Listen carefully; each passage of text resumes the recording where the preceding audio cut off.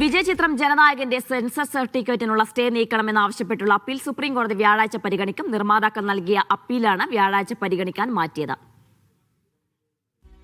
സജു തോമസിന്റെ വിവരങ്ങൾ നൽകാനായി. സജു, സിനിമയുടെ റിലീസ് വീണ്ടും നീളാനുള്ള സാധ്യതയാണ് കാണുന്നത്, അല്ലേ? ജിന, തീർച്ചയായിട്ടും അങ്ങനെ തന്നെയാണ്. വിജയുടെ അവസാന സിനിമയാണ് ജനനായകൻ. അതോടുകൂടി അദ്ദേഹം സിനിമാ ജീവിതം അവസാനിപ്പിക്കുന്നു എന്നും അതോടൊപ്പം തന്നെ അദ്ദേഹത്തിന്റെ രാഷ്ട്രീയ ജീവിതം ആരംഭിക്കാൻ വേണ്ടിയാണ് അദ്ദേഹം ഒരുങ്ങുന്നത്. പക്ഷേ ഇതിന്റെ റിലീസ് ഇപ്പോഴും വൈകുകയാണ്. പ്രത്യേകിച്ച് ജനനായകൻ സിനിമയുടെ സെൻസർ സർട്ടിഫിക്കറ്റിനുള്ള സ്റ്റേ നീക്കണമെന്നാവശ്യപ്പെട്ടാണ് നിർമ്മാതാക്കൾ സുപ്രീം കോടതി വരെ എത്തിയിരിക്കുന്നത്. എന്നാൽ ഇപ്പോൾ സുപ്രീം കോടതി വ്യാഴാഴ്ചത്തേക്കാണ് പരിഗണിക്കാൻ വേണ്ടി മാറ്റിയിരിക്കുന്നത്. കഴിഞ്ഞ ദിവസം പരിഗണിക്കുമെന്നൊക്കെയും വിചാരിച്ചെങ്കിൽ പോലും ഇന്നലെയും ഇന്നും ഇതിപ്പോൾ എടുത്തിട്ടില്ല. അതുകൊണ്ട് തന്നെയാണ് വ്യാഴാഴ്ചത്തേക്ക് ഇപ്പോൾ മാറ്റിവെച്ചിരിക്കുന്നത്. വലിയ കോളിലൊക്കെ ഉണ്ടാക്കുന്ന ഒരു വിഷയമായിട്ട് മാറിയിരിക്കുകയാണ്. തമിഴ്നാട്ടിൽ വിജയുടെ ഇനിയിപ്പോൾ തെരഞ്ഞെടുപ്പിനെ അഭിമുഖീകരിക്കുകയാണ്.